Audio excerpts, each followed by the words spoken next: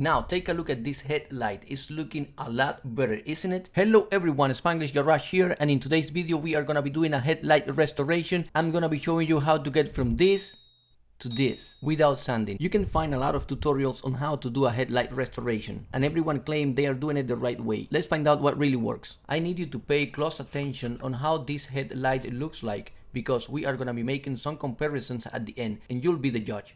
This method that I will be showing you today does not require sanding. Before beginning with the headlight restoration, you want to make sure to properly mask all around the headlight. That way we avoid any damage to the surrounding areas. If your headlights are easy to remove, I will go ahead and remove them. It will be simpler than just masking the whole area. In my case, Jeep makes it really complicated to remove the headlight.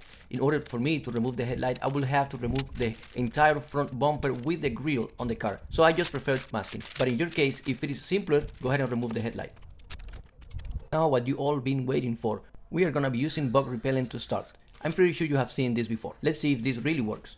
Applying this bug repellent spray on the headlight is just one of the steps that we are gonna be doing today. This is not the final step. Keep that in mind. If you think that this would be the final steps, be the judge yourself and take a look at the result. It's not completely as bright as the way we want it to be. You might have seen some videos claiming that this will do the job, but the ugly truth is that it's not. This is just part of the process. This is part of the hacking process that we are doing. And I have to apply and clean around 5 times. Even though I was getting some progress, it still was not the way I wanted to be. Another reason why this is not the final step, it is that if you leave these repellent chemicals on the headlight plastic, it will make it worse over time and you will have to keep repeating this time after time. That's not the point. That's not what we want. Now take a look at this, guys. This is just using the repellent spray, the repellent bug spray on the headlights. As you can see, I used it a lot and still it was not quite as clean as we want it to be. So let's go ahead and clean it real good to get rid of all that chemical on the glass. Not the glass, the plastic headlight assembly.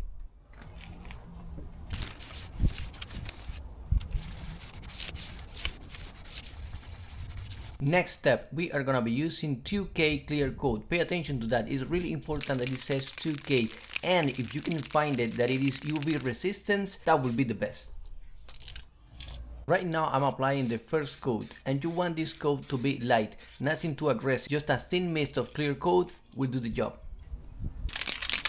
Now for the second coat, you want to put this time a little bit more, but be careful. We want to avoid any drippings, any runnings. You don't want that, but definitely a bit more than the first time we did it. Now take a look at this headlight. It's looking a lot better, isn't it? Let me know in the comments if you have done this before. What method have you used? Have you used the bug repellent method? Have you used the sanding method? Have you applied any clear coat to the headlights? If so, which one do you think is the best method? For me, as you can see, the bug repellent and the clear coat so far is acceptable. It's been 6 months since I did this to my car and it's still looking the same way as when I finished this job.